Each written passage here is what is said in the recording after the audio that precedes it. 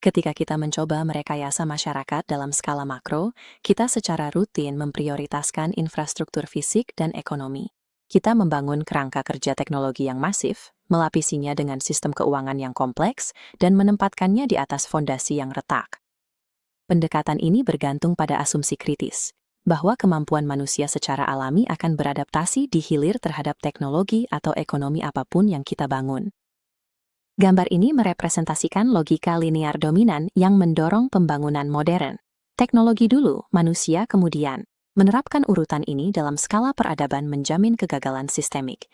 Ketika Anda menerapkan alat kognitif canggih dan kapasitas finansial yang sangat besar kepada populasi yang kurang memiliki integritas, kesehatan, dan pemikiran sistem untuk mengelolanya, infrastruktur tersebut justru memperparah ketimpangan yang ada alih-alih menyelesaikannya.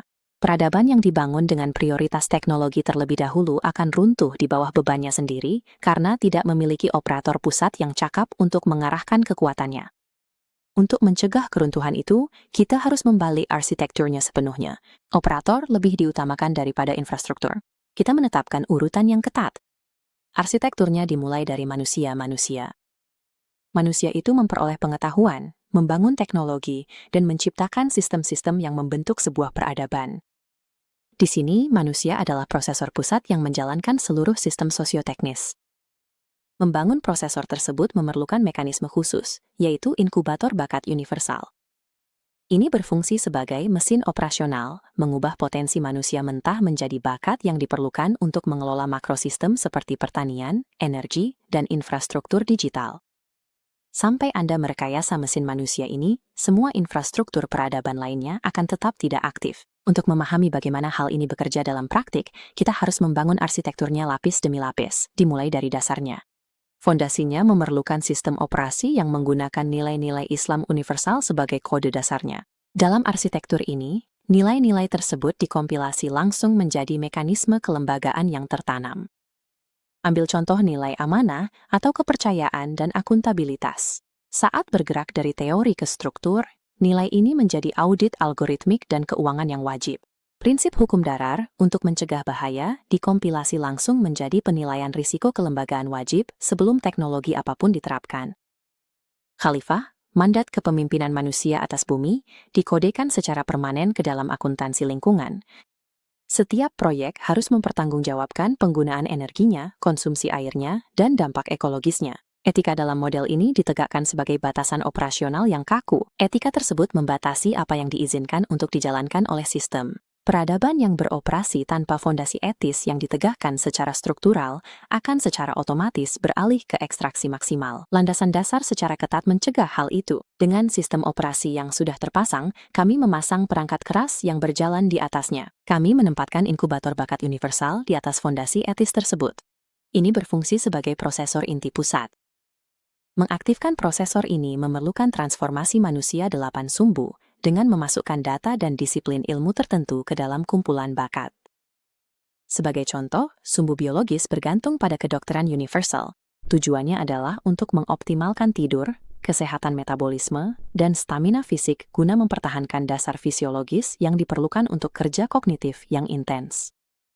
Secara bersamaan, aliran intelektual dan emosional melatih pikiran untuk pemecahan masalah lintas disiplin, mengajarkan bakat tersebut cara menghubungkan fisika dengan ekonomi dan biologi dengan etika.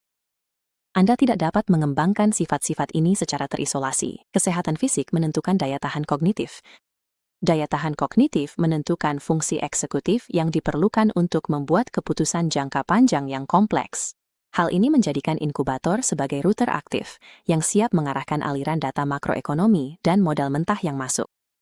Kapasitas makro teoretis tidak berguna sampai ia mencapai simpul manusia yang terlatih secara multidimensi, yang mampu melaksanakan pekerjaan tersebut. Kami kemudian mengelilingi inti manusia ini dengan lapisan infrastruktur digital. Lapisan terdalam adalah Copilot AI Universal. Fungsinya secara ketat untuk memperluas kemampuan pemodelan dan simulasi manusia. Ia bertindak sebagai asisten riset dan simulator kebijakan. Ini dirancang secara sengaja untuk meningkatkan kecerdasan manusia, menyerahkan agensi moral dan eksekusi akhir kepada operator manusia. Di luar AI, kami memasang cincin Universal Big Data. Ini bertindak sebagai sistem saraf kolektif. Ia mengumpulkan metrik mentah dari sektor pertanian, kesehatan, dan energi, menyalurkan realitas lingkungan dan ekonomi secara langsung ke dalam AI untuk diproses. Terakhir, lapisan kepercayaan blockchain membungkus bagian luarnya. Kami menerapkan blockchain secara ketat di mana verifikasi terdesentralisasi diperlukan secara matematis. Ia mengelola catatan kekayaan intelektual, memverifikasi asal-usul rantai pasokan, dan mengamankan kepemilikan terdistribusi, menciptakan infrastruktur kepercayaan yang tidak dapat diubah. Namun infrastruktur digital ini tetap lembam secara struktural. Ia sepenuhnya bergantung pada inti manusia yang sangat berkembang untuk mengarahkan kekuatan kognitifnya menuju hasil yang bermanfaat. Operator yang sangat terlatih dan dilengkapi dengan alat digital canggih masih membutuhkan bahan bakar. Kita harus memperkenalkan penggerak makroekonomi. Saluran eksternal ini mewakili teori moneter universal dan bank emas universal. Ia memompa kapasitas finansial mentah menuju pusat sistem. UMT menyediakan kapasitas laten. Ini memperluas batasan finansial untuk proyek-proyek strategis di bidang energi, pangan, dan infrastruktur. Namun, uang itu sendiri tidak membangun infrastruktur. Jika Anda menyuntikkan kapasitas moneter yang masif ke dalam ekosistem yang kekurangan talenta untuk memanfaatkannya, uang tersebut akan melewati inti dan menghasilkan inflasi yang tidak didukung. Inkubator menangkap kapasitas tersebut. Talenta manusia mengubah modal mentah menjadi produktivitas nyata, penelitian, dan aset fisik. Kami melacak produktivitas tersebut melalui grafik pengetahuan peradaban universal. Sebuah ide dimulai di inkubator sebagai penelitian dasar. Penelitian itu bergerak keluar dari inkubator dan masuk ke institut universal khusus seperti Institut Pertanian untuk validasi ilmiah yang mendalam. Setelah divalidasi, ide tersebut didanai oleh UMT. Prototipe tersebut berskala, keluar dari laboratorium untuk menjadi perusahaan universal yang mandiri, memproduksi pangan, mendistribusikan sumber daya, dan menghasilkan stabilitas ekonomi. Teori makroekonomi hanyalah matematika di atas kertas sampai jalur talenta memaksanya untuk dikompilasi menjadi output yang dapat diskalakan. Saat kita mundur sejenak, kita dapat mengamati seluruh tumpukan arsitektur berfungsi sebagai satu mekanisme yang terintegrasi. Struktur masif ini mengerucut menjadi rumus peradaban universal. Nilai dikalikan dengan kemampuan manusia, pengetahuan, sains, teknologi, inovasi, ekonomi, tata kelola, dan keberlanjutan. Hasilnya adalah total kapasitas peradaban. Fitur krusial dari persamaan ini adalah matematikanya itu sendiri. Variabel-variabelnya bersifat multiplikatif, bukan aditif. Jika satu variabel saja bernilai 0, seluruh persamaan akan menjadi 0. Jika teknologinya canggih, ekonominya didanai, tetapi operator manusia utamanya kurang memiliki integritas atau kemampuan, kapasitas peradaban tersebut akan runtuh. Inkubator bakat universal adalah titik pusat tunggal. Ini mengembangkan operator manusia yang menghubungkan, mengaktifkan, dan menopang setiap komponen lain dalam rumus tersebut. Seluruh arsitektur ini diarahkan menuju hasil akhir yang sangat spesifik.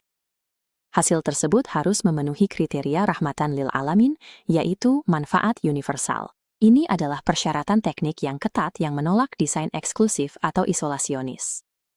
Meskipun sistem operasi etis berakar pada nilai-nilai Islam, produk kesehatan, kerangka kerja tata kelola AI, dan logistik pangan presisi yang dihasilkan harus secara nyata meningkatkan kehidupan seluruh umat manusia.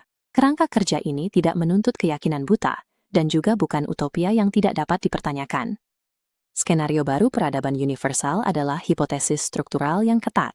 Ini adalah cetak biru yang harus dibangun lapis demi lapis, diuji tekan secara intensif oleh para operatornya, dan pada akhirnya divalidasi oleh dampaknya yang terukur terhadap kehidupan manusia.